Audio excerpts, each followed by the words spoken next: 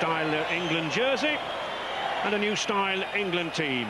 No Gary Connolly or Martin O'Fire, both out with illness and injury, but more than adequate replacements in 19-year-old Chris Radlinski makes his debut. Barely 30 games for Wigan, and the powerful Halifax wing John Bentley included, and a lot of responsibility I think on Darryl Powell. He needs to contain the attacking flair of Aussie skipper Brad Fittler. Australia retain the bulk of the side that beat New Zealand by 3-0 in the summer. Jeff Tuvey declared fit after a shoulder injury sustained in training, and he'll be directing operations in midfield, along with, I think, Sydney Bulldogs loose forward star Jim Dimmock. And look out for wing John Hopewati. He makes his debut, 20 tries in the Winfield Cup this year. And look out for exciting teenager Simon Horton. He'll come off the bench. I think his speed might surprise the Kangaroos. Harrigan, Johns and O'Davis, all coached by Mal Reilly at Newcastle Knights. A lot of tense faces there on those Australians, Steve. Yeah, they've come over here to do a job. There's been a lot of talk about what players should be here and shouldn't be. These players are here. They're 100% committed, and I'm sure they're going to do their country proud today. Sean Edwards, the England captain, hoping to emulate a previous Wigan captain, Eric Ashton, who lifted the World Cup in 1960. And Brad Fittler, one of his country's youngest ever captains, but already an experienced World Cup winners' medal here in 1992. The playmaker for this Australian side. The referee there, Stuart Cummings, one of 8 referees from England, New Zealand, Australia and France, chosen to officiate in this 15-match 3-week period. 35 years of age, but his only international experience, USA v Canada 12 months ago. I think this match will be a little more intense than that USA-Canada game for Mr. Cummings. Definitely. Australia, Great Britain or England matches are always very, very high, intense affairs, and this one will be no different here at Wembley. So the 1995 Halifax Centenary World Cup about to get underway. The top 2 seeds, England v Australia from Group 1. Another 15 matches to come throughout England and Wales. 80 minutes action here. Players limbering up. Mr. Cummings just allowing everyone to adjust before the kickoff. And away we go with Rod Wishart. A long high kick, well picked up by Darryl Powell. Oh, it's a little high. So says referee Cummings, but it's England in the new style jersey, the all-white with the red cross. Dennis Betts.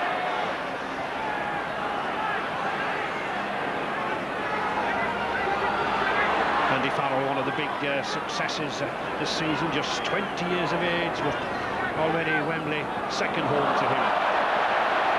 And losing the ball.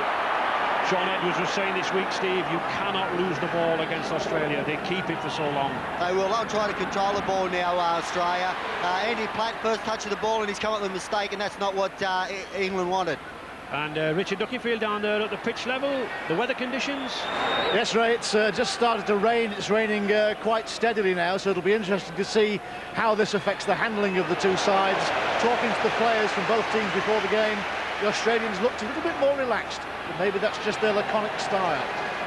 David Gillespie, the manly prop forward, experienced campaigner, and Fittler there pushing that kick through, testing Radlinski early on. Oh, he did well there. Did well to trap that ball. Very wet conditions on the foot, Joe.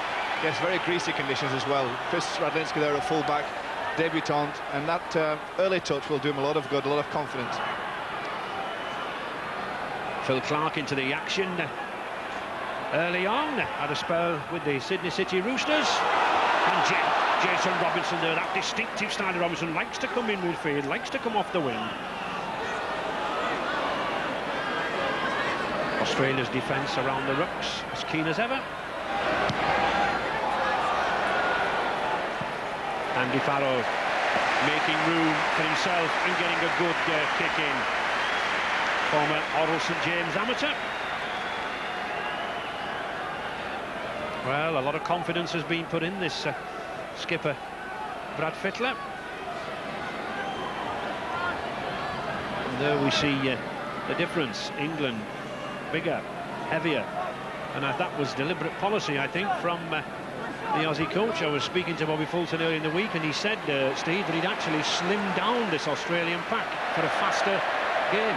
Yeah, well, the game's got fast now, especially in Australia, and it's getting that way in England also now.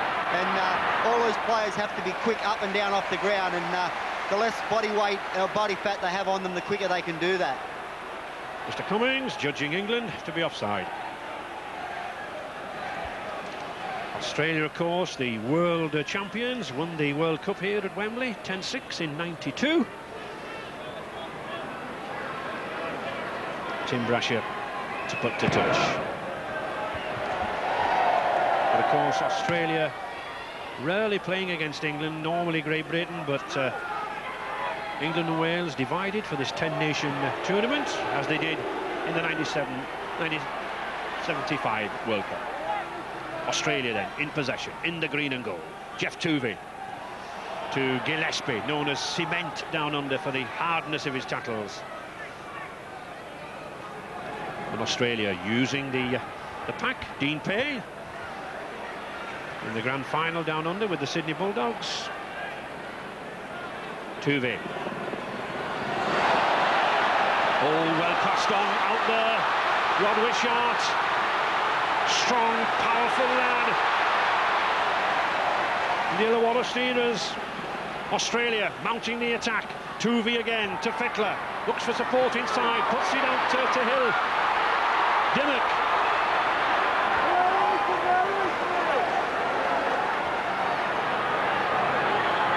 Fittler, that's a good pass, but that's a good tackle from Dennis Betts, and the ball's gone loose. The handover. Dennis Betts did very, very well then. Saw that the wide ball was out on the last tackle. A long pass from Fittler, and Dennis Betts had the man covered.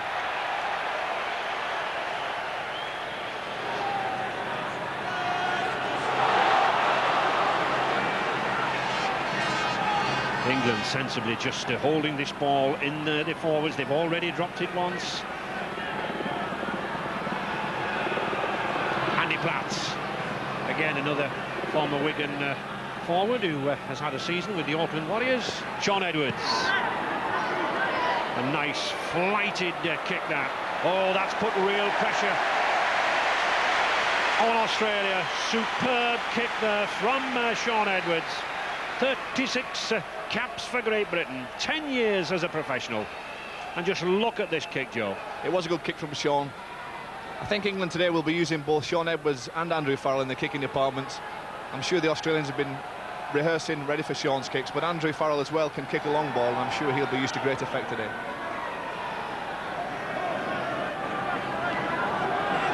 Tuvey, tiny, diminutive Aussie scrum half, but let no one be fooled, he certainly can tackle. Fittler with a nice adventurous long pass there, trying to launch Terry Hill.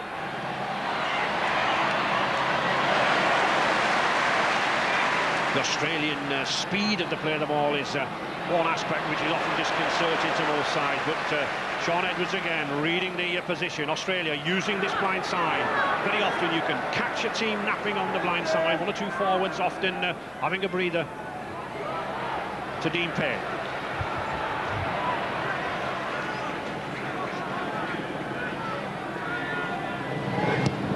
Fittler again. And another good kick from Fittler.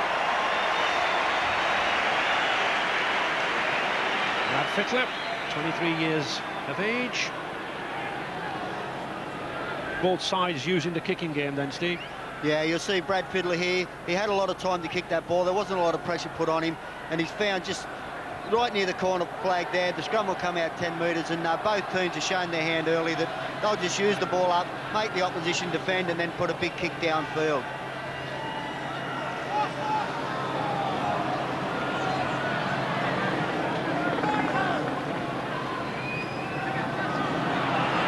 That's good play from England, but that's a good defence from Menzies and Dimmock.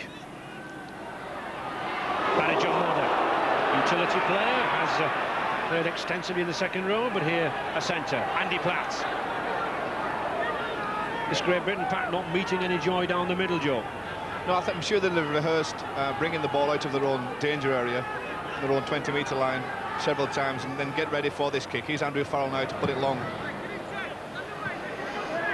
Testing Opoati. Actually qualified to play for Tonga, this lad, but much to Tongan coach Mike McLennan's dismay, opted for Australia.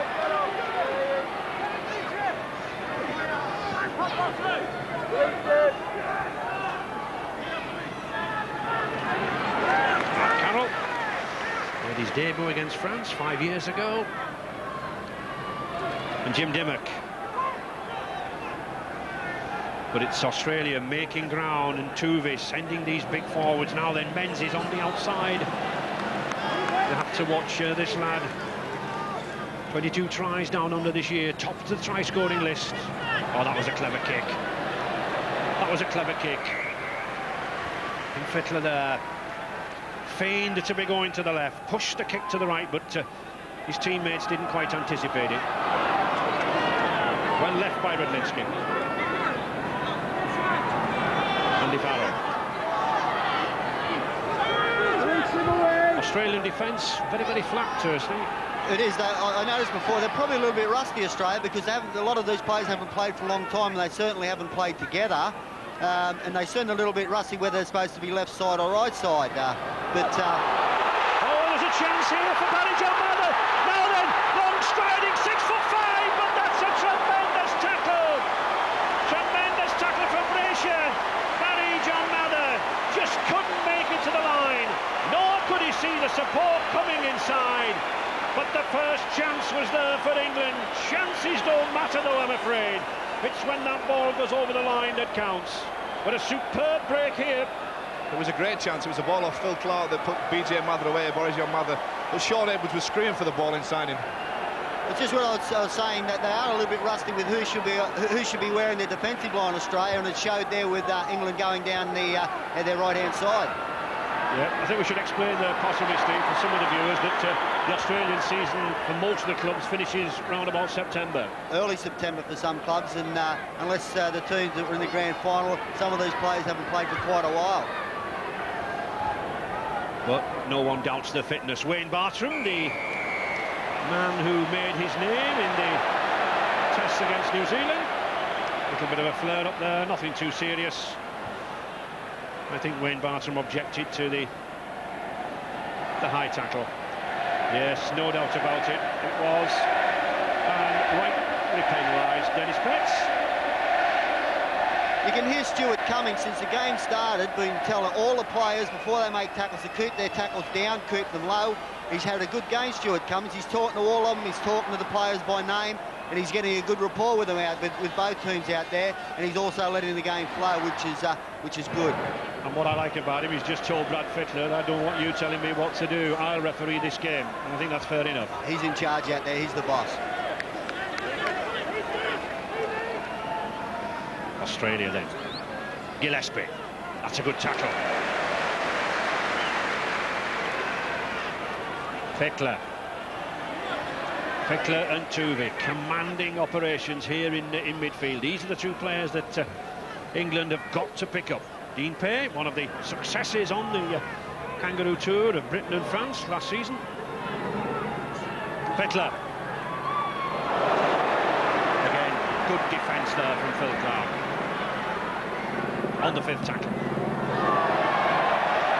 And not the best of kicks, but because he was pressured, and he was pressured by good defence from Phil Clark, Joe. It was a little bit unorganised from the Australians there. They usually use Fittler on the kicking game, especially on the last tackle. That time the ball went straight into touch, and it's a turnover to England. Still very tense, very tough. The two sets of forwards still testing each other out. The gaps not just appearing. There's been one gap, Ray, when Barry John Mather went down that right-hand side, and I feel that It's 4 points that England should have had. Interference at the play of the ball, holding the Englishman down. The referee said, I can't tell you any more. He's told them enough, but he's penalised them. Australia only with 3 wins against England out of 11 matches between the two countries, but of course, as I said, more accustomed to playing Great Britain. Darryl Powell now trying to launch Paul Newlop down that left-hand side. Newlop, the big Bradford centre, and Lee Jackson going away. International Player of the Year last season, Jackson. He'll join 1 or 2 of these Australian players at Newcastle Knights next season. Edwards, good switch, and a better switch to Radlinski. Nice to see the young 19-year-old coming up so early in the game. England on the attack. Darryl Powell. Oh, it was for fumble. You might just see that. Rod Wishart on the fingertips. Did he fumble it or did he not? Darryl Powell puts the ball through along the floor. Wishart, yes, the first touch with his right hand, just pushed the ball forward along the floor. And Richard, I believe you got Andy Goodway with you. Yes, great British assistant coach Andy Goodway. That was a chance missed by John Mather, really, wasn't it, Andy? Yeah, he just took the wrong option at the wrong time, but you know, we're doing okay. It's even Stevens at the minute. We've just got to stay calm and wait for the chances to come, because I'm sure they will. Andy Platt all right enough to spray his wrist? No, it was just some sticky stuff for his hands, because he feels that it's a little bit wet out there, so he just wants to make sure he doesn't drop it again. Thanks, Andy. Andy Platt putting sticky stuff on his hands reminds me of the former forward Alan Prescott, who always used to daub that resin on the front of his jersey. John Edwards then launching the attack down the side. Good short pass. Oh, Carl Harrison couldn't hold it. With a knock on. Well, I think that was one pass too many from England. Perhaps this pass shouldn't have come back to Carl Harrison. He was under difficulties when it came his way. A chance gone begging, Steve. Well, there was. England really didn't need to push the ball on the tackle. They still had another 2 to go, another tackle to go, and they didn't have any numbers in their attacking line over the defence, so they should have just held on to it for another tackle. Very much revamped Kangaroo squad, this one. Only 9 players in the 25-man World Cup squad who toured here last season, but of course Australia, great depth. One there who's really come to prominence. Steve Menzies, number 11 in the Manly club. Dean Payne rides the tackle, can't get the pass away. But this is good defence from England so far. They've got to contain Australia in this opening quarter. Radlinski has a fair turn of speed, this 19-year-old, was a wingman and the centre, only 5 games at fullback. John Bentley, one of the bigger wingmen in the game, can come inside.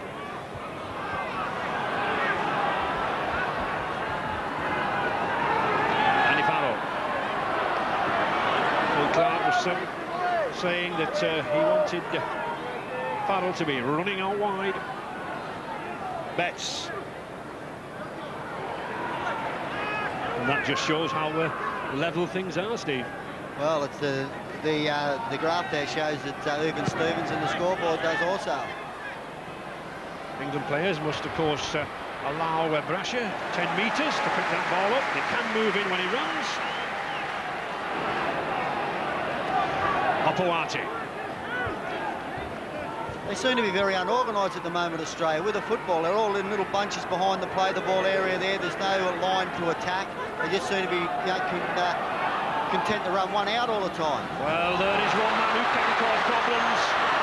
Mark Coyne, the St George captain, renowned sidestepper. Not a lot of rugby this season, as Steve said. He suffered a broken thumb. Tuvin.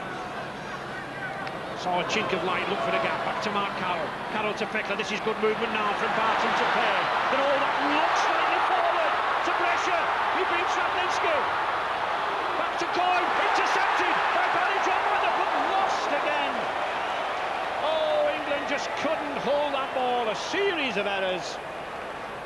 I must confess, I thought the pass to Brescia looked slightly forward. Mark Coyne's pushed the pass there. Barry John Mathers done well to intercept, and then a great tackle from Jeff Tuvey. Tackled him right underneath where he was carrying the ball, and Barry John Mathers come up with a lost possession. You see the pass here. This is a total mismatch in tackling here. Barry John Mathers, 6'4", Tuvey, the smallest one on the Australian side. Great tackle, copybook. 5'5", I think, Tuvey. A bit like little and large there. I tell you what, he might be small, but I can tell you he can tackle. Mark Coyne, he's got a bad gash on top of his head there, Mark Coyne, and he looks a bit groggy too. Yes, into the blood bin. I think we should remember, with the blood bin, under international rules, no time limit. So Mark Coyne can come back on whenever that blood has been stopped.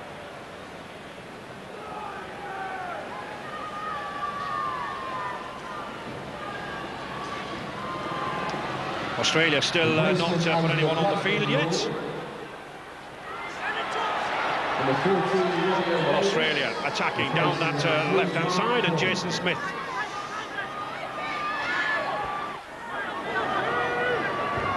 Jason Smith coming on.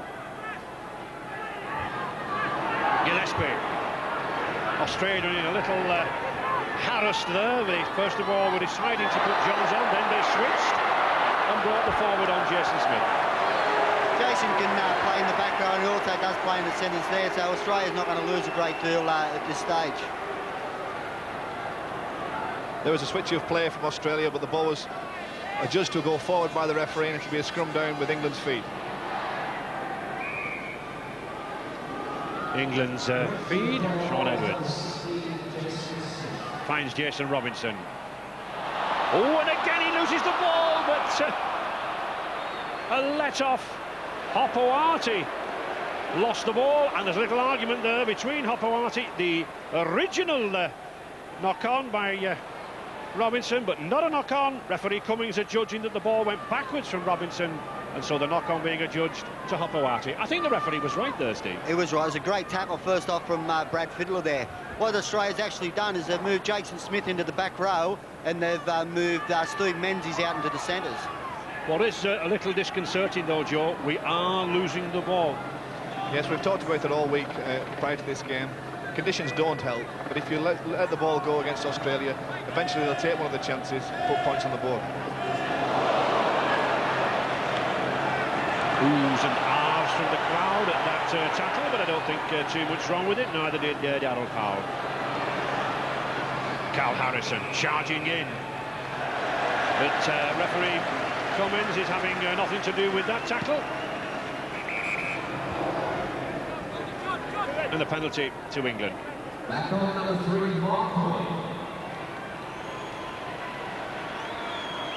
Just 20 minutes gone, no score.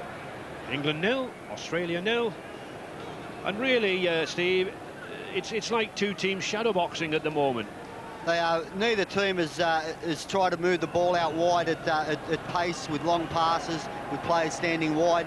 They're going up the middle, they're testing each other out. I'm sure the last 15 minutes or so of this game will come alive. As we could see there with the head bandage, Mark Coyne back on from the sin bin. With the Australian team, Dr. Nathan Gibbs, Mark Coyne's injury not too serious. No, it's only a small head laceration. Unfortunately, it was bleeding fairly profusely, which is why the referee brought him off. But the bleeding stopped. It's been taped up. He should be okay. Thank you very much. And this is where England must retain possession here, must keep that pressure on. Lee Jackson. But Australia very, very powerful around the rucks on the 5th tackle. And a penalty. Dave Gillespie struggling out there. He's looks like he's got a bad dead leg. Yeah, and a penalty against England for, in fact, not playing the ball quick enough and interfering there, as we can see, Jackson. But I do think he was being interfered with, Steve. He was being interfered with, but to see that swinging elbow there, that was the penalty was for. He should have just laid there and he would have got the penalty. Yes, you certainly got to keep your discipline in the game. That's 2 occasions where England have been in Australia's last 10 metres of the field and failed to come up with the goods. Menzies looking for that vital break. The first forward to score over 20 tries in 50 years in Australia this season.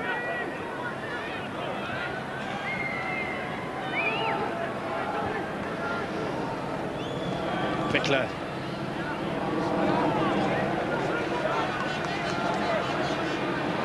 And Gillespie in trouble. Substitution for Australia. Looks like a knock to the thigh. I have to agree with Steve Ray that Australia at the moment do seem disorganised. Well taken. You judged that ball beautifully, did young Redlinski. And there is Paul Harrigan, the substitute. Very, very experienced forward. 11 tests for the Kangaroos. The Newcastle Knights forward and one of the toughest down under. Robinson. He's a real live wire, is this Wigan wing. Phil Clark. You think England, Joe, playing it a little bit tight around the rucks. You know, 4 or 5 times you've seen Lee Jackson go, and we're just sending 1 or 2 forwards on their own. I'm sure that's the game plan. As I mentioned earlier, I think Australia are playing a little bit out of sorts at the moment. But England mustn't fall to the old trick of thinking that they've got the game won already. They must keep the pressure on Australia and stop runs like this. And it looks as though David Gillespie's part in this match for Australia is probably at an end. He's got a hamstring tear in his left leg. You saw him leave the field in quite some discomfort. Well, that's sad for David Gillespie. 2 tours over here with the Kangaroos, a veteran of 17 tests. Great campaigner for Australia. Another campaigner there, Mark Carroll, the Manly club. Tuvey trying to get things moving down this left-hand side with Fittler. Side to Terry Hill. Certainly no one as yet can complain about this England defence. Very tight in the middle. Robinson will let the ball go.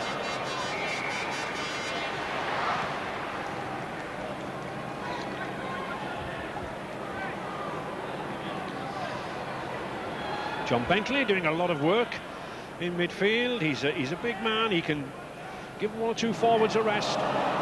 Paul Newlove finding the conditions underfoot, a little slipping.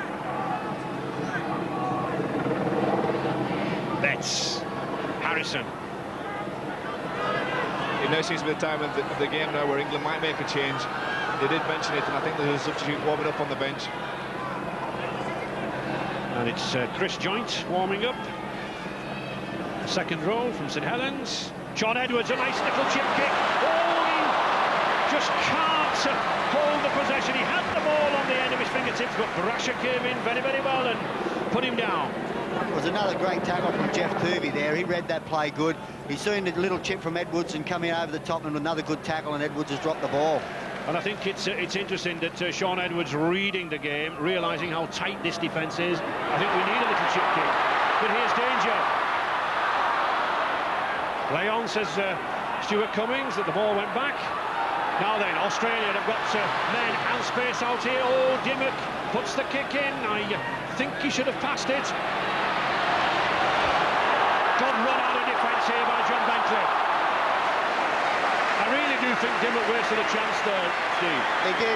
The numbers were even. It was 3 on 3, but Jimmy should have used the ball. There's still a couple of tackles to go on that play. Mather inching over that 20-metre line. Betts.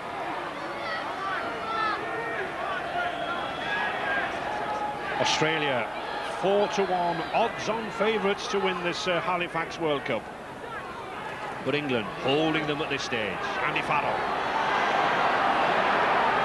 A very big loose forward, but he has plenty of speed. Edwards. Well taken by Brasher. Brasher experience here again at Wembley in the World Cup final in '92. What you can't compensate for is games, playing actual games. Australia have trained very hard, but as we were saying before, a lot of players haven't actually played body contact sport, and this is very hard for them. Australia are struggling at the minute with a body contact. Jeff Tuvey now opening that ball out wide. He's got Coyle. Oh, that's a good dummy. He's got Wishart outside. Tuvey inside him.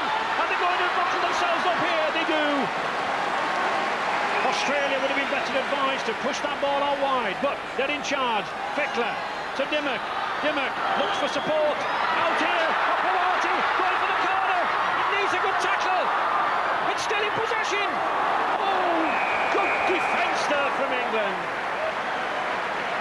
Mr. Cummings, though, ruled a knock-on. No advantage, and it's Australia ball. Still the pressure on England. Scrambling defence here by England. The chance on here, Dimmock just brought down short of the line and loses the ball. That was great scrambling defence from England. He actually ruled 6 more tackles again, Stuart Cummings, on this. Hopewadi passes inside. Now he rules, comes off Barry John Mather there, so Australia got 6 more tackles now. And in this, Jimmy Dimmock loses the ball, loses the advantage there. It could have been very dangerous for England if they had 6 tackles on their try line. And Chris Joynt coming on. And the English substitution is purely a tactical switch. They've decided to give Carl Harrison a breather, and Chris Joynt of St Helens goes on. Andy Goodway on the bench for England says that they'll play it pretty much by ear. They'll wait and see how each individual player looks to be moving, looks to be feeling. Terry Hill trying to go round. Certainly the damp conditions and the rain this morning is proving very difficult for these players. Here we see Terry Hill trying to go round Darryl Powell. Coyne can't quite take it. Neither can Powell. But we had heavy rain here down in London at Wembley overnight. Purely tactical there. Carl Harrison done a good job in the early stages. And there we see it's unusual, isn't it? 8 handling errors already. Yeah, well, the ground, it is a little bit slippery out there with the early rain, and both teams, Nurse comes into it also, and they're both probably trying to push it that little bit too much. They need to just settle down the play a little bit, control the ball, use their sets of 6 tackles with it, so they make the opposition defend. And another thing I think, though, Joe, as well, that, you know, handling errors are often caused by fierce tackling, and we've got some good tackling here. On both sides, yeah, there's been some excellent tackling going in. Steve's right what he said earlier, though, that it's the last 15 minutes, maybe of each half, that'll determine the scores. I'm sure the gaps will open, particularly in the second half. Platt shrugs off that tackle by Harrigan. Dennis Betts. Mr. Cummings keeping a very, very wide 10-metre gap between the two sides, looking to try to get this game flowing. Powell, inside to Newlove. Again, well watched by loose forward Jim Dimmock. Edwards, the little chip again. This time, Phil Clark couldn't hold it, but the tactic was there, the tactic was right. But it's Australia now on the attack. Hopewadi, what a strong runner he is, this lad from Manly. And a penalty against England for holding on. The penalty here is well Sean received. Edwards hanging on. See, he's touching him, he's pulling. You can rake the ball back, but you cannot touch the man playing the ball, and Stuart Cummings has penalised Sean for having his hands on Hopewadi's shoulders. Yeah, it's a good decision from Mr. Cummings. Less than 10 minutes remaining then in this first half. Still no score. Still both sides battling for advantage. Bartrim.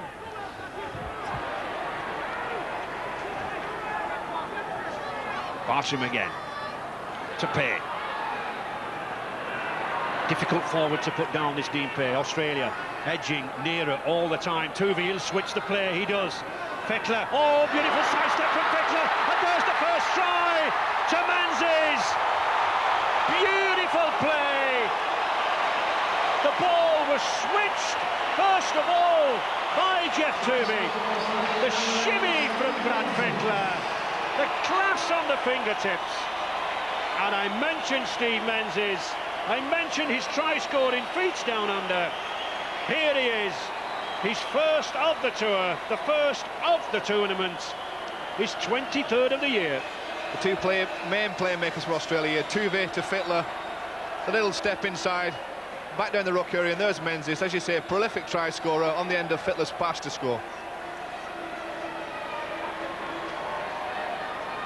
Australia done well here, because what they did, they stacked their left-hand side, and England was spread out, thought they were going to spread the ball. Brad Fiddler seen the defence move up too quick, big step off his left foot, and Steve Menzies backing up the middle and offloaded the Menzies and scored under the post.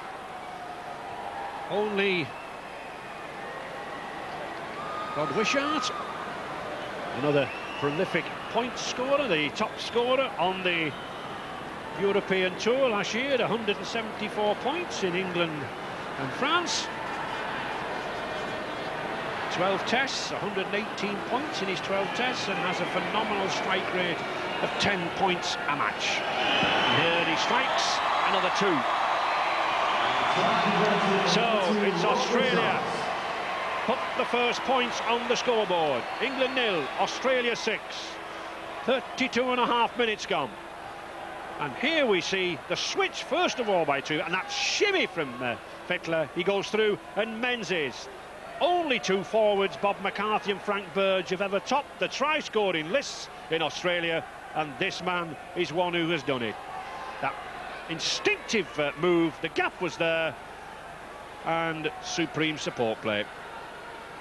You notice that happens a lot. The man that missed the tackle was Chris Joynt. He's come on cold. He's just on there. He's not into the speed of the game, and he's missed the tackle. And that often happens a lot when you're not into the speed. You usually come up with an error early on when you come on.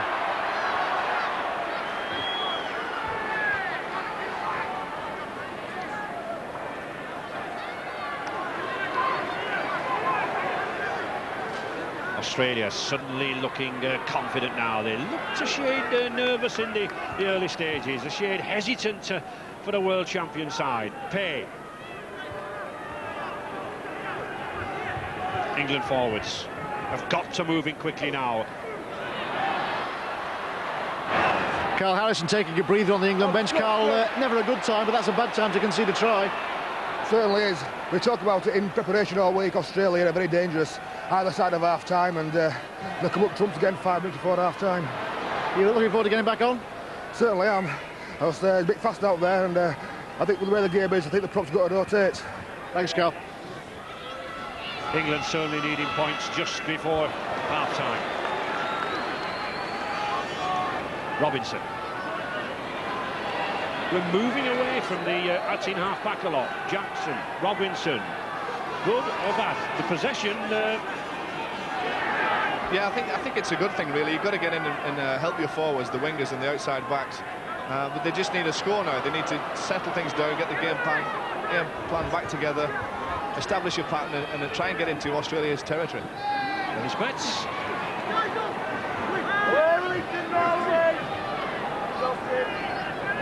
Sean Edwards.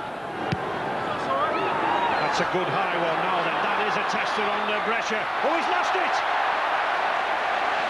Almost a chance there for John Bentley if John Bentley could have moved in. But here is a chance at 6 tackles now. He kept his eye on the ball, just couldn't take it. And luckily it bounced back to him.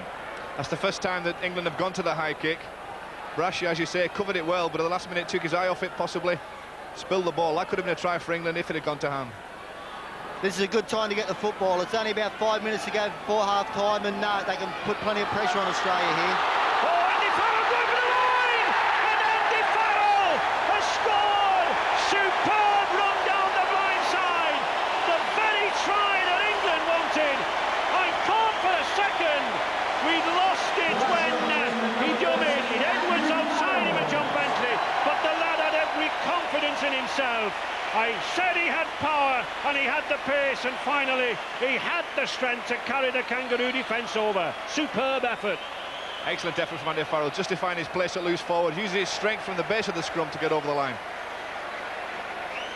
A lot of power here. He's a big man. He's only a young lad, but he's got a lot of strength. He gets over the line. As we were saying before, no tries for 30 minutes, and in the last 5 minutes we've had 2 tries, one from each team. And we can just see the strength of the 20-year-old there. He's holding off Menzies, he's holding off Tuvey, and we can also see the determination. Good try. And that is just the reply that England needed at this stage in the game. And it's Farrell to take the kick.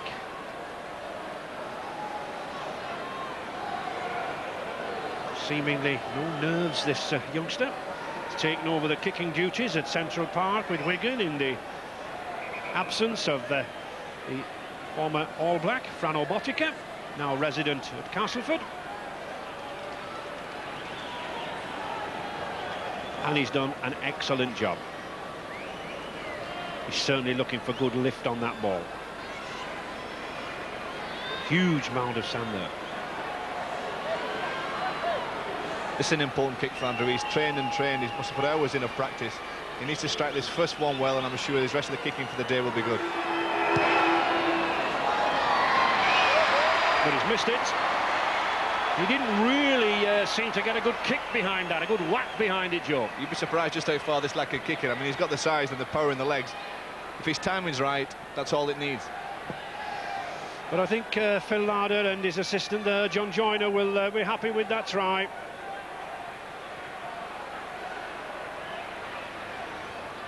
Everything still to play for. And a timely reply, Steve. It is, as we were talking earlier on, the first 30 minutes was softening up period. Now both teams, they're settled down and they'll get into it, and 2 tries in quick succession, 1 from each team, and it's all there to play for.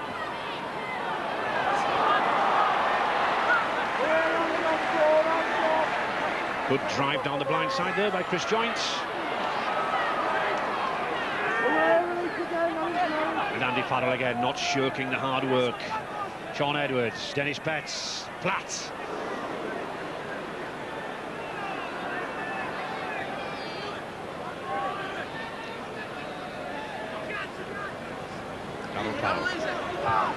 England, I think, just possibly a little content at this 6-4 score, just coming up to the half-time, wanting to hold in here. Out of the 2 teams, England have certainly had the best kicking game so far. Sean Edwards and Andy Farrell, especially Sean Edwards, he's mixed his kicks up from long kicks to little chip kicks, and that's certainly on England, certainly on top in that part of the game.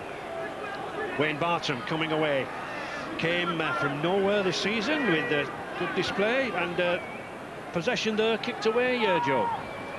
Yes, England have kicked well, as Steve said, but they have failed to contain Australia. When they've kicked long, they failed to contain Australia, and within a set of 6 tackles, as you can see, they're right back in the middle of England's half.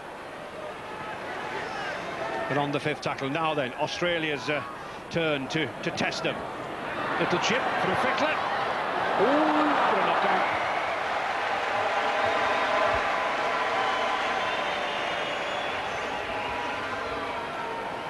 You'll see it's a great little chip from Brad Fiddler over the top, never takes his eyes off the ball. Now Jason, little chip through, and then Lee Jackson just can't take the ball, knock on, and now they're under pressure again because Australia's got the ball on England's 22.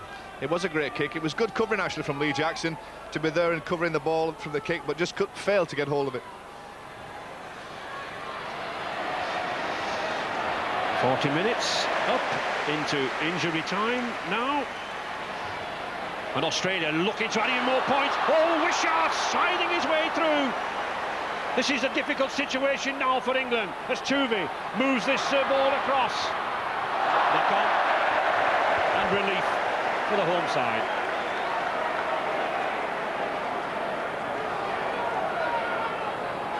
It was relief for England here. The Australians could have got the ball out wider. I think the chance might have been on. Instead, they turned it back inside through Tuvey to Menzies. The knock-on resulting in the scrum for England and relieving a little bit of pressure. I'm sure England will just want to play their way through these 6 tackles. Safety first.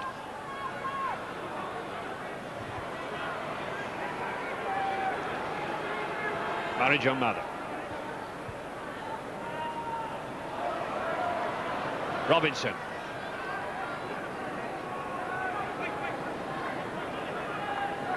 Paul Newler, not been in the game too much. Ooh, almost in the game there. Just held there by Aussie centre Coyne. And there is the hooter. A good, solid, strong performance from England. Australia going in the lead with Menzies and Wishart, but Farrell hitting back. 6-4 for Australia. 40 minutes to come. Plenty of action remaining. But that's the first 40 minutes of this Halifax Rugby League Centenary World Cup. We're due to leave Wembley and head back to Ascot very shortly, but as the teams leave the field, there's time for a few comments and a few thoughts from John Money. A quiet first half hour and then a try apiece. John, where do you sense the advantage really lies at the moment? Well, I thought towards half-time the Australian pack started to get a little more of a roll on, and they picked up more yardage in their 6 tackles, but again, points came late in the match, and I expect that's the way it'll go. Both teams are trying to play mistake-free football, and there's not a lot of passing going on. I think the last 20 minutes of the match, I think it should loosen up, and we should see a little bit more ball movement. I think whichever team takes a few risks in the second half, towards the end of the second half, will come out the winners. Good defence from both sides. Great defence. Australian teams are renowned for their defence, and it's pleasing to see that the English defence has caught up. OK, John, we'll get a few more thoughts from you and maybe have a look at those tries again after we've been back. Match in the World Cup. Australia leading as we go into the second half by 6 points to 4. We're back with Steve Sims, Joe Lydon and Ray French. In fine style. And just a minute to kick off here in the second half. The spectators enjoyed the opening 40 minutes, but I think looking for a little more expansive play, perhaps looking for a man like Lee Jackson there to move that ball from the rucks. And I think this Australian crowd and these Australian forwards perhaps will be a little bit admiring of England's defence so far, Steve. They will, because as we said before, England have defended superbly, and if they can do that for 40 minutes, for the next 40 minutes, we know they've got the attacking players. Newlove, he's made a half break or look a little bit dangerous, but he's a player that can do something out of nothing, and if they can defend all right, players like Newlove, Bentley, them players out wide, and Jason Robinson, they can score tries for them. Mark Coyne, ready for action, waiting for the whistle. Rod Wisharts.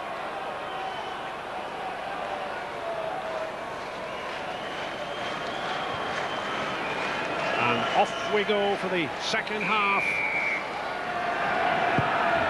with Andy Farrell.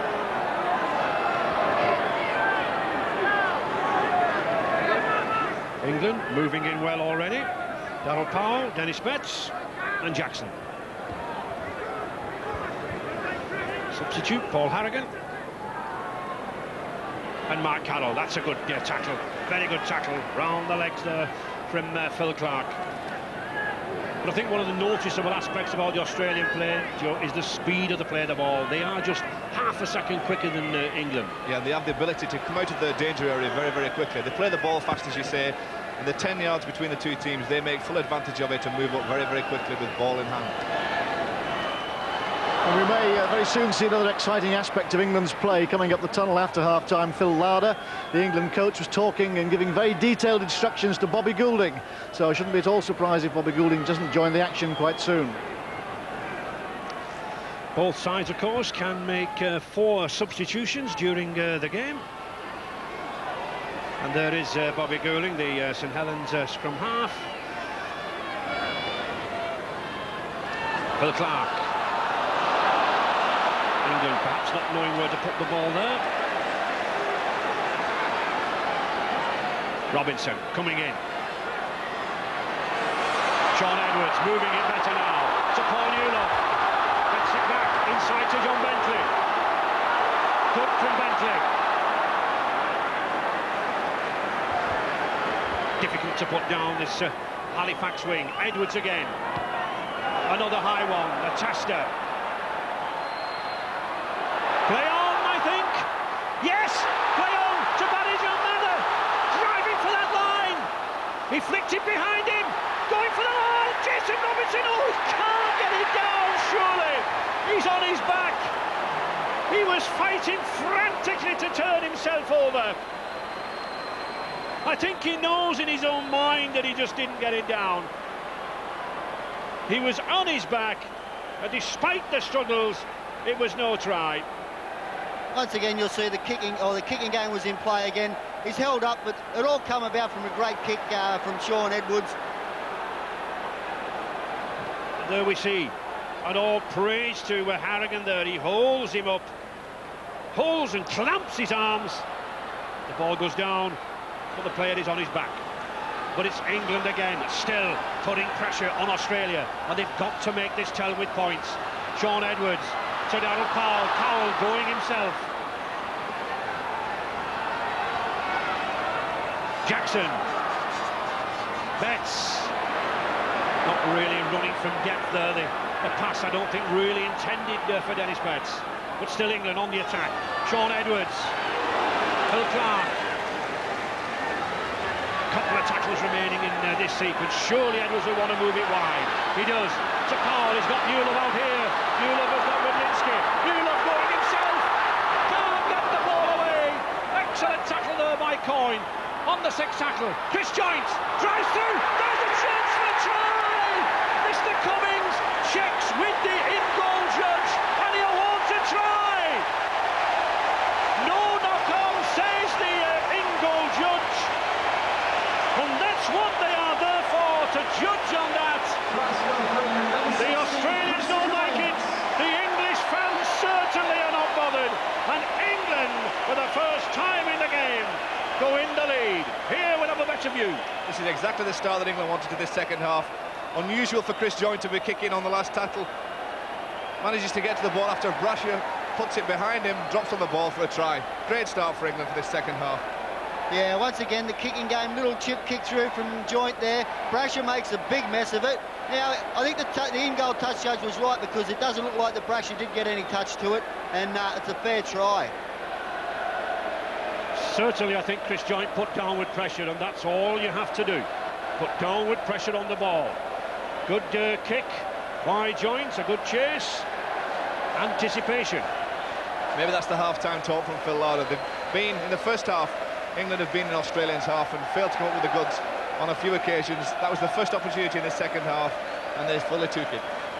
We saw the tactic in the first half, Steve, the little chip kick through. This Australian defence is very, very flat. It moves him very, very quickly. And Brasher, the full-back, he's actually standing rather deep. Yeah, he's come up with a few errors with the football, with the high balls and little kicks, Brasher. Maybe it might be time to give Robbie O'Davis a chance there. He is a full-back, and it might be something that Bobby Fulton could do, is bring him on. Andy Farrell looking for a goal, and he finds it this time. Better luck than his previous attempt. Brings a smile to Michael Parkinson and Fred Truman's faces, and not to Bobby Fulton's, I may add. But then the Aussie coach rarely smiles. England 10, Australia 6, 5 minutes into this second half. Chris Joynt puts the ball along the floor with the boot. Brasher fails to clean it up, and there's Joynt following up to score the try. The kick-off picked up by Darryl Powell, and Phil Clark looking eager to take it. Determined tackle there from Jim Dimmock. Robinson looking for a slice of the action. Always dangerous, this powerful, stocky England and Wigan wingman. Robinson takes a lot of pressure off the pack.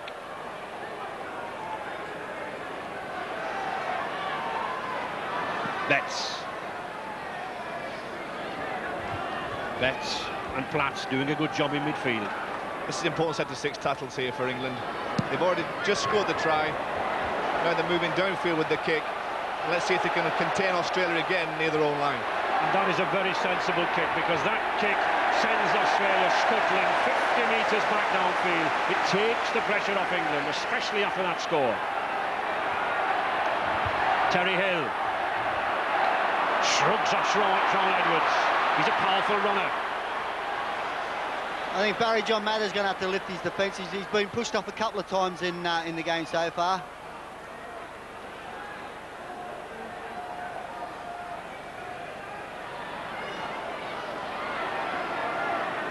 Good tackle from Andy Platt. Dean Pay looks for support and finds it in the shape of Menzies. Now then, he has the pace to go 50, 60 metres, this lad. Back to Fittler.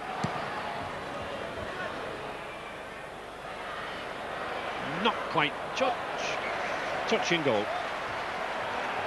That's the difference in the kicking games. Australia now, I think that's 4 times they've kicked and made the ball dead in goal, where England come back with a 22-metre tap, where England are keeping their kicks in play and Australia have to run it out or play it. And of course, when the ball goes in goal like that, it's England with a tap on the 20-metre, in theory, to retain possession for 6 tackles. Dennis Betts.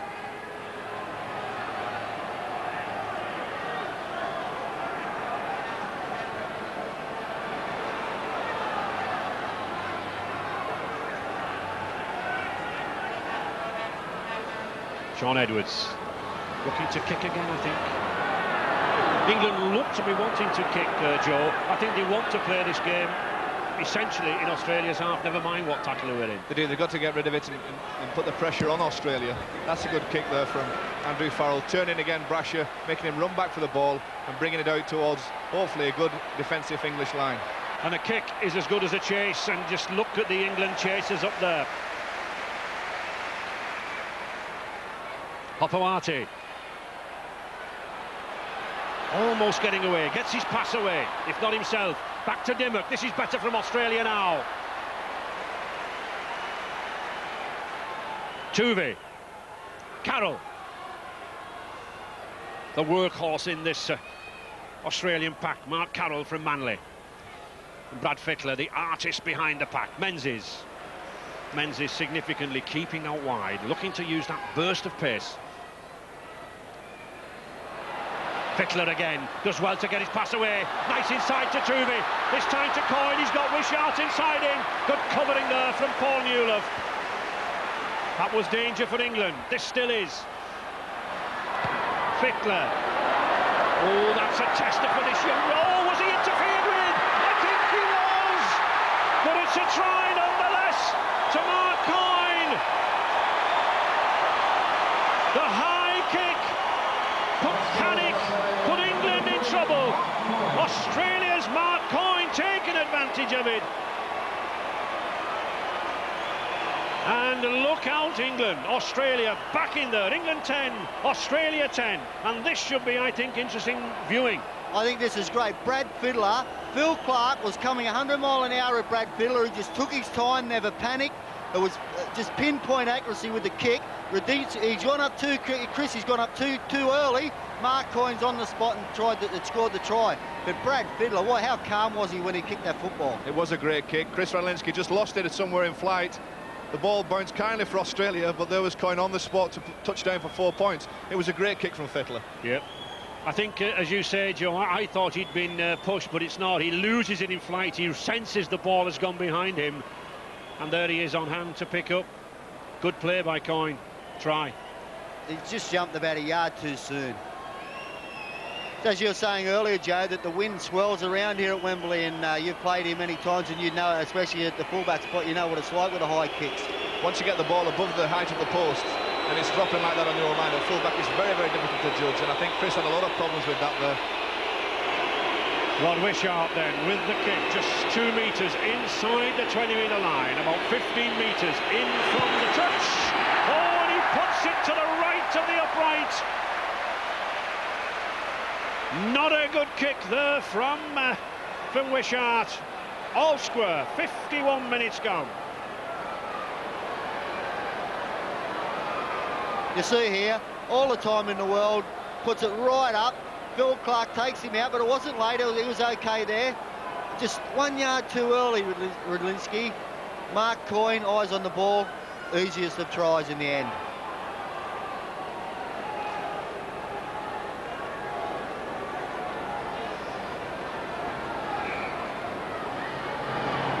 Andy Farrell, left-footed. Kick. Oh, and that's a bad slip. That's a mad slip by Jim Dimmock. I think he felt that the full-back was behind him. I don't think he realised that there was just 10-15 metres of green grass, Joe. The ball kept very, very low here from Andrew Farrell's kick. Jim Dimmock expected to trap it quite easily. Just bounced straight under his foot. It's very casual there, and that's inexperience. After you score a try, the next major object you have then is to control it for the next six tackles. Jason Smith on for Mark Carroll. Both coaches using these substitutions for tactical purposes, bringing a fresh forward on. Dennis Betts. There is Mark Carroll, had a good opening 50 minutes.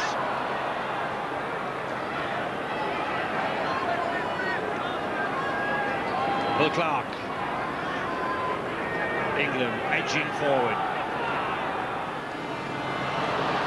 Little rubber kick again. Oh, Brasher's hovering about, and he's caught. It's a drop out beneath the post. Again, another testing kick on Tim Brasher. You know, I was Bobby Goulding there, just having a warm-up. I was only speaking to John Mooney, our colleague of recent seasons. He was saying that in Australia, a kick behind Brasher often finds him wanting, and there it did. So England keep on the pressure.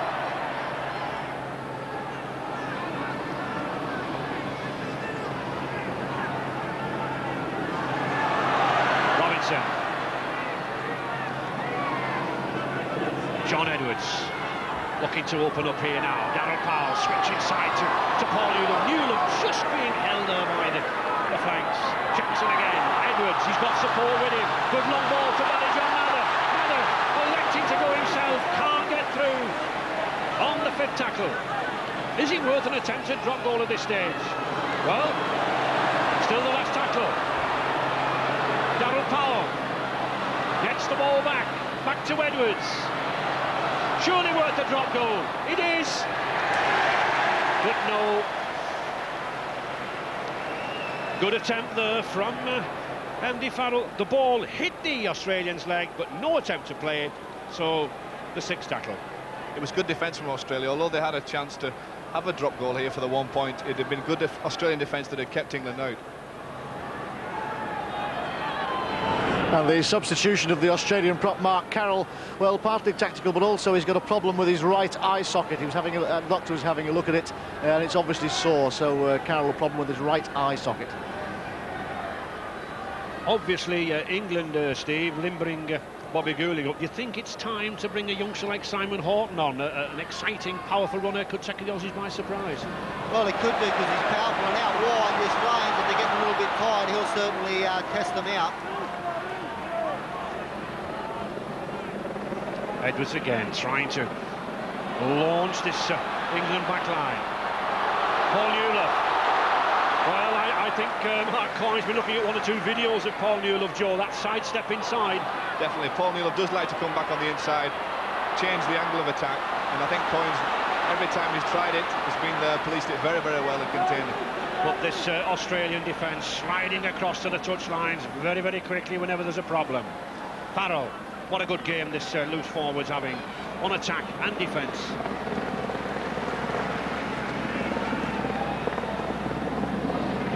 Andy Platts. You think it's too early, Steve, for England to be setting up drop goal chances?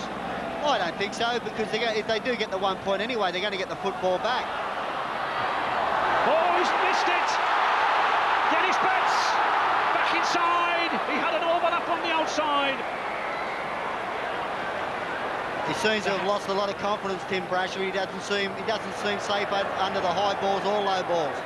Well, I think we can see here that the ball actually hit the English player's head, and so the ball had to be handed over on the sixth tackle. An interference of the play of the ball, and that was definitely not wanted.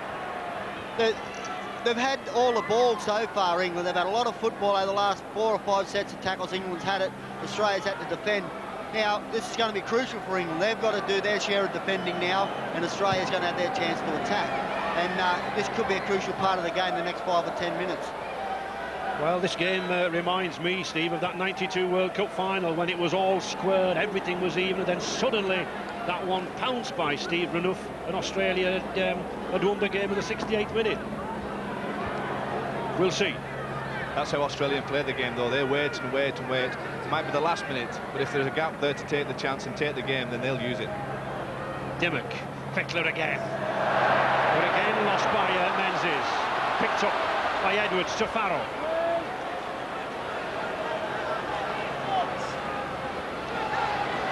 Jason Robinson. England looking to me, Joe, as if they might need a substitution just to put a little bit of variety into the play. Yes, you mentioned Simon Horton's name. He's a youngster with a lot of pace, likes to get out wide and run at defences, and now with people getting a little bit tired and maybe some of those gaps will start to open up, I think he would be an ideal substitute. Will Clark just can't get that ball away. Well clamped there by Harrigan. Edwards with the run around. Well read by Menzies. We talk about Menzies as an attacking player, he certainly can tackle. Andy Farrow. Grubber kick. Picked up well this time by Brasher. Brasher, the Sydney Tigers full-back. He's an experienced full-back, 6 tests. An inexperienced player, John Hopoati, but certainly a powerful one. Dimmock.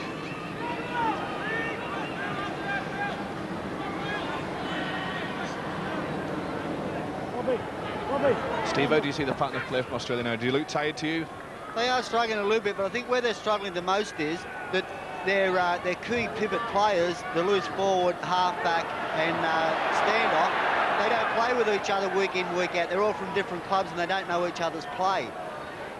With that break as well since their off-season, since the end of their season, would cause a problem, you think? That's a good kick.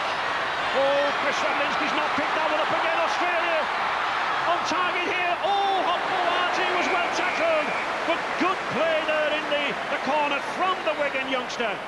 He missed the flight of the ball, but he kept moving and he put a crunching tackle in there. And that's a penalty to England, being carried over the line when the tackle had been made, and it's a relieving penalty too. Australia putting a lot of pressure now, Steve, on young Radlinski. They are. He's cut a couple of balls that he actually hasn't really got to, but they will to try to keep putting them bombs up to him. You've got to give Chris Radlinski credit there, though. He got back for that tackle. It's probably one of the most crucial tackles he'll make in this game. Managed to keep Hopoati out and clamp the ball so that Australia couldn't score the try. Jackson.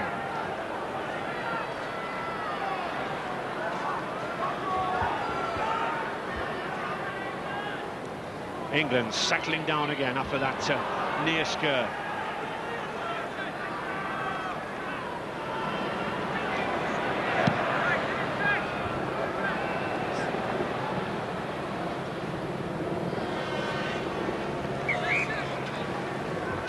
The flag swirling around. There is a breeze underneath the stadium here, and any fullback who's not played here before, Joe, it can be quite disconcerting. We've talked about it many times. It's very difficult to judge. I think even if you've played here a few times, you're not quite sure where the ball's going to fly, how it's going to fly. You just got to try your best to get underneath it.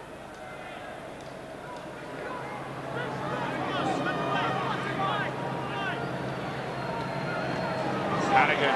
Well met there by England's tackler, Phil Clark. Certainly Australia not made the progress from around the ruck area that we've become accustomed to in recent seasons. Good defensive network. Betts, aided by Powell.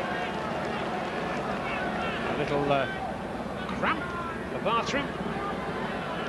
Fickler, the man who is most likely to prize open a gap. Brasher on the 5th tackle.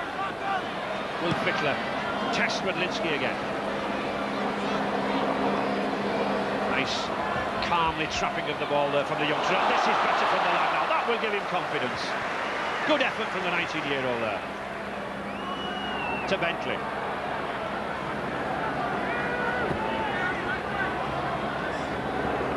Newland.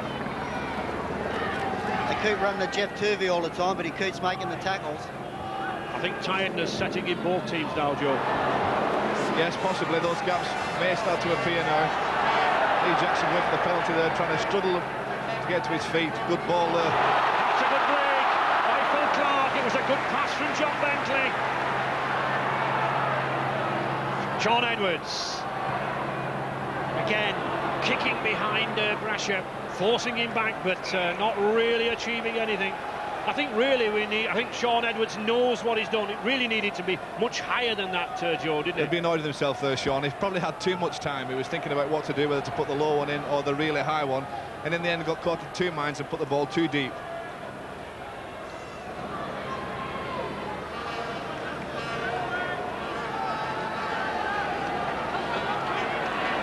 The game tightly balanced. England 10, Australia 10. The tries for Australia, Menzies and Coyne. tries from Farrell and Joint for England.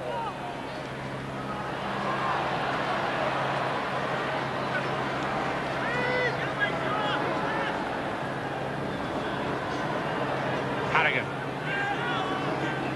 Invariably likes to take the ball up the first receiver. Tuvey now trying to stretch it out wide. Dimmock. That's a good pass to Menzies. Couldn't get a good pass away though. Flipped on to Newland. He'll do well just to hold this, allow England to regroup. No acting half back there. Bentley.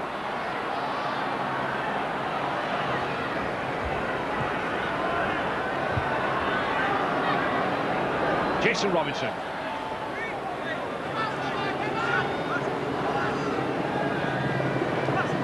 Chris Joints. Injected that little extra pace into the England pack since his arrival. Darryl Powell. Oh! Powell did well to pick that pass then. Wasn't expecting it. Sean Edwards. Straight into the arms of Tim Brasher.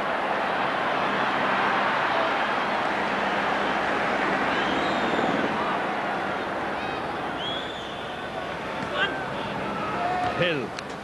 Hopewati shrugs off one tackler. He can be very pleased with his game, can this Tongan.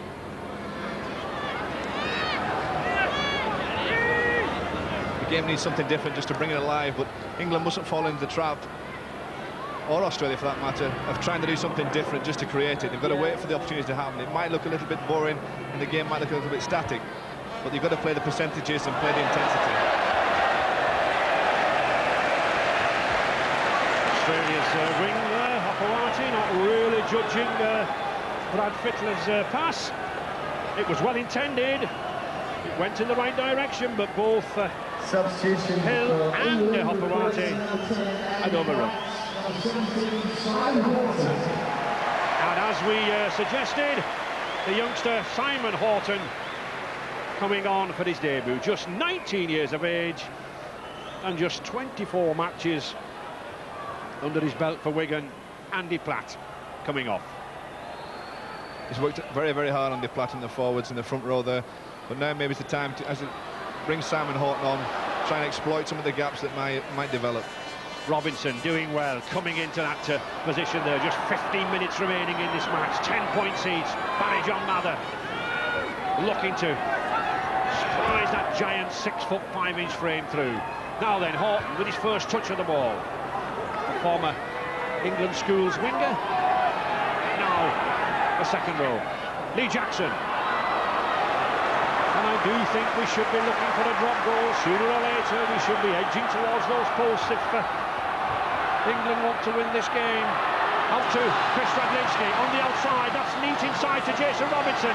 He's got Australia in a tangle here. And himself in a tangle, to be honest. Lost his foot in there, but a good chance for England. Sean Edwards. Little grubber kick. Newell's going for it. Oh, he fell over there. He fell over Mark Coyne. The ball was there. He couldn't get it down. I tell you where England are sharper than Australia, it's around the play the ball area. Jackson is making a lot more ground than Bartram. Another handy little kick from Sean Edwards there. Wishart takes it safely. There. And England have certainly upset Australia with these little chip kicks and grubber kicks. It's broken up this flat defensive plan. Before the game, I was looking to Fittler to be the one who, with his skill of kicking, to be worrying the England defence, but it's certainly been, the boot's been on the other foot, and England have caused a lot of problems to the Australian defence with their different types of kicks. A good kick again this time by Fittler. He's looking for territory. He's looking for yards.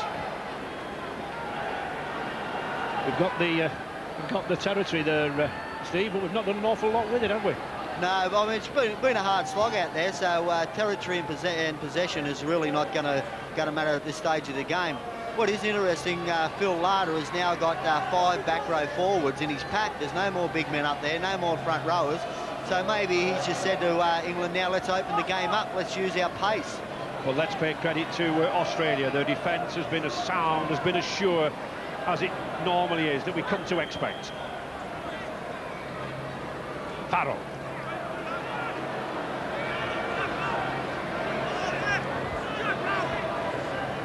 To Simon Hall.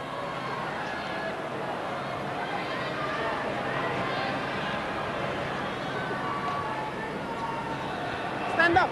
Dennis Betts. England forwards driving in hard, really putting up some steam, but not really breaking the green and gold.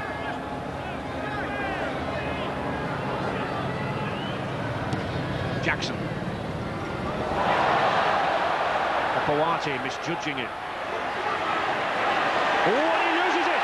Here's a chance for Jason Robinson. He's in at the corner. Oh, an error by the wingman. And Jason Robinson picks it up. He saw the line, and he was in at the corner. It started when Opawati misjudged the kick.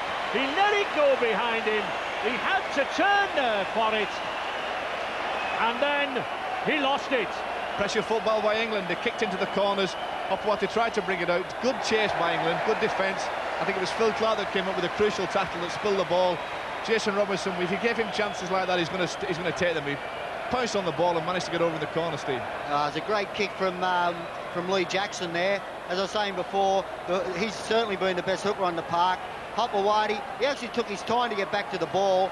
He just mucked around a little bit. Jason Robinson on the spot, picks up the loose balls and scores a great 4-pointer. It was Barry John Mather actually comes up with the tackle here, and Lee Jackson who done the kick.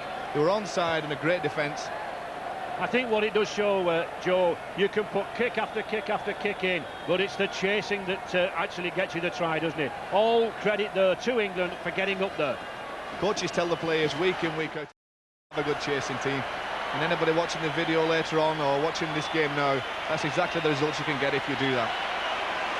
A very difficult kick here now for this 20 years old loose forward, right out here on the touchline. He'll try to swing it in. This slight breeze swirling around here, under the roofing here. Oh, it looks good, and it is good. Straight between the posts. A superb kick from Andy Farrell there, right out on that touchline. And somehow I have the feeling that this Halifax World Cup is suddenly coming alive. England 16, Australia 10. Plenty of time remaining, of course, but England, they did well to pick up this chance, Steve. They did. But what I did notice after this try of Jason Robinson's was that Brad Fiddler got all the Australians together and was telling them to calm down, don't panic, there's still plenty of time in this game to go, there's 10 minutes to go, and there's still time for both teams to score more tries. And the referee stopping the play here as Phil Clark went charging in. Looks like Paul Harrigan out there on the floor. I think he caught his head on his own player. Well, Brad Fiddler it was. Brad Fiddler's down in the background too. Brad Fiddler and Paul Harrigan collided in the tackle. And here we can see it. It's Phil Clark driving forward. Menzies is it? Yes, there's the clash of heads. Let's hope there's not too much wrong there with Paul Harrigan. Nasty knock to the cheekbone. I notice it's a tactical move by Bob Fulton. He's pulled Bartram off, I think, and he's replaced him with Matthew Johns. Matthew Johns usually a halfback, so he probably notices that he hasn't been doing it either. Yeah. And here we see that clash of the heads. Play continuing. England in possession, and I think they'll be desperate just to hold this ball here, then get Farrell or Edwards to put a kick in, and a penalty again. That's a key penalty there for England. Australia judged maybe a high tackle, 2 attempts to try and hit young Simon Horton there. Yes, Terry Hill proving quite naughty, using the arm, and well spotted by Mr. Cummings. Paul Harrigan in obvious difficulty, and there we see once with that elbow half in. No need for that. It's been a good clean game. Let's keep it that way. And Simon Horton relishing this introduction to international rugby. Just 7 minutes remaining here in this opening match of the Halifax World Cup. Darryl Powell.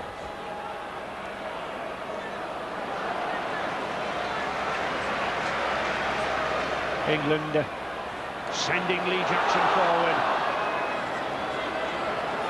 on the 5th tackle to Sean Edwards. A high one, a tester again. Paul Newlove's there. Oh, Mark Coy went into Newlove there. I thought there was a hint of obstruction. Not spotted by Mr. Cummings.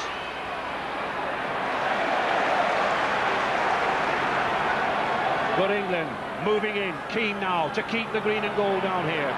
And I don't think we've seen an awful lot from Jeff Tuvey at scrum half, Steve, for Australia. But he's made a lot of tackles, he's defended well, but his forwards haven't been going forward. He's on his own line there. There's no big men to run it out for him. He's the smallest man in the field, and he's got to take the ball up. England assistant coach Andy Goodway, Robinson's try was a reward for application, really, wasn't it?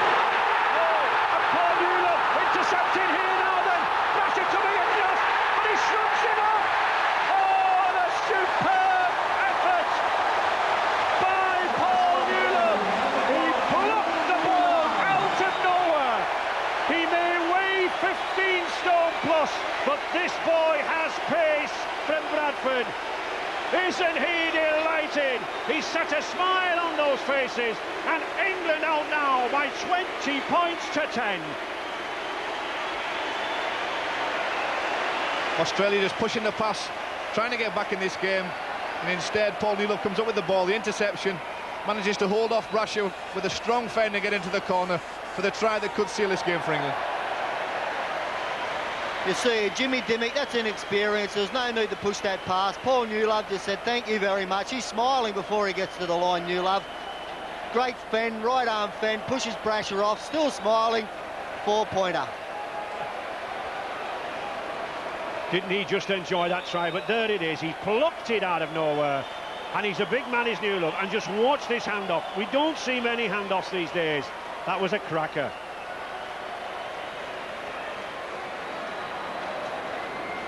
The England coaching party on their feet. John Joyner, the assistant from Castleford, Phil Larder, at last a smile on his face. And I think that smile will increase if Andy Farrell can put this one over the crossbar. A little easier than his last one from the touchline. It is about 10 metres in. Little attention for Darryl Powell, but roars and shouts of England, England, roaring around this famous Wembley Stadium. This is the wrong side for Andrew Farrell, being left-footed. Well, I'll have a little bet, Joe. I think he might kick it. You owe me again, Ray. Oh! That's a 10-pence piece, Joe. Well, it was a good effort. Left foot or no left foot. It's England 20, Australia 10. And England have thrown down the gauntlet to the other 8 nations watching this opening match. Here's the pass from Dimmick that was pushed in the tackle, trying to get Brasher actually away. Newlove comes up with the ball. He's just focused on getting to that try line. The tackle comes across and manages to break through and score.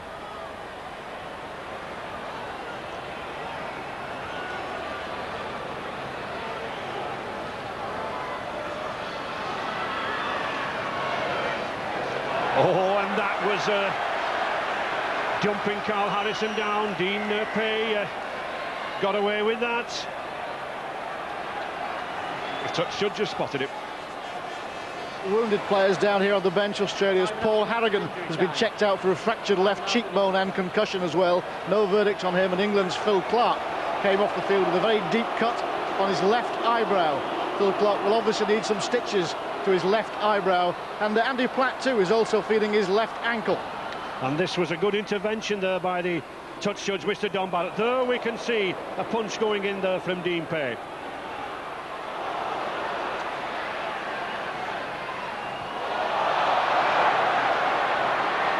England making good use of this ball now. John Bentley. Steve, you're his coach at Halifax. He's done a good job coming in midfield. He's helped out with the forwards. He has done. You'll find that he's probably touched the ball between 15 and 20 times, and that's about his normal work rate. He's a great competitor, and he's very hard to pull down. Simon Horton shrugs off a couple of tacklers, proves dangerous to put down. With the England assistant coach, Andy Goodway. Time for an answer this time, Andy. Yeah, we're going all right, we're doing the right things, we're working hard off the ball. We're going up in numbers, we're tackling numbers, they really want to win, so we just got to keep it tight, be safe, and we'll get there. Thanks, Eddie. Certainly, I think England's tactics paid off. They contained Australia in that opening stages. They made it very, very tense. They made it look boring for 10 or 15 minutes, but it was tactically correct, Joe, what they were doing. It has, and it's proved the right thing to do. England, Andy Farrell, number 13, has come up with the man of the match, and a great display, not only in his kicking, but also his driving runs and his organisation.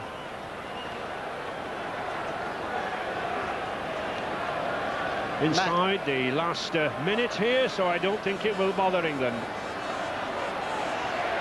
Matthew Johns is going off into the blood bin. Wayne Bartram's coming back on to replace him.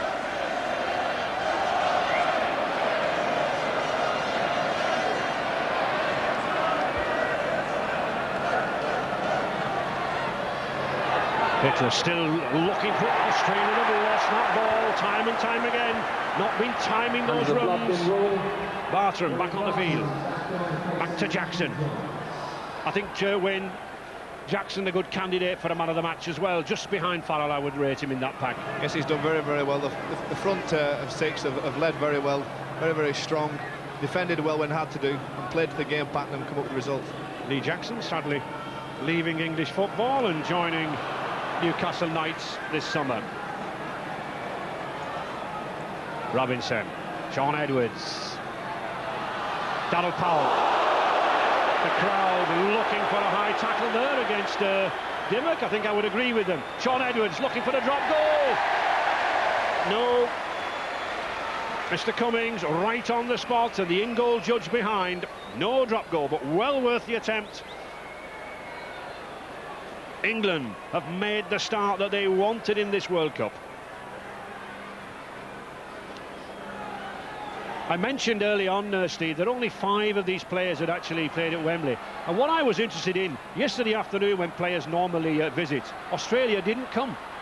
No, they didn't. They chose not to come. Terry Hill's made a big break down the outside here. Terry Hill, he's got space, but a cracking tackle by young Radlinski. That was a try-saver. And another one on Hopewati.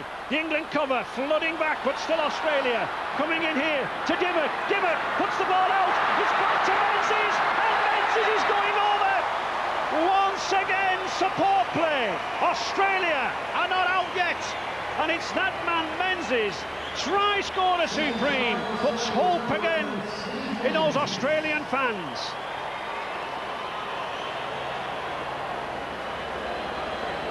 Into injury time, England 20, Australia 14.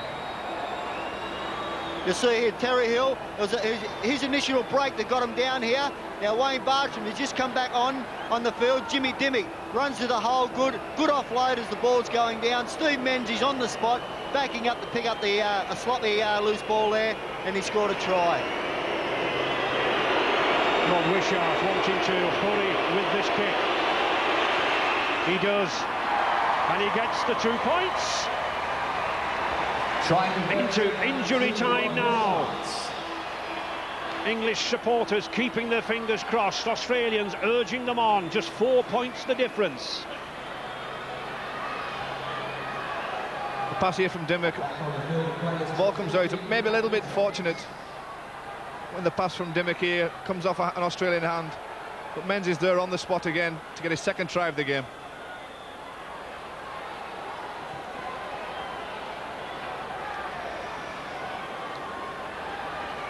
A couple of minutes into injury time. We have had some stoppages, of course.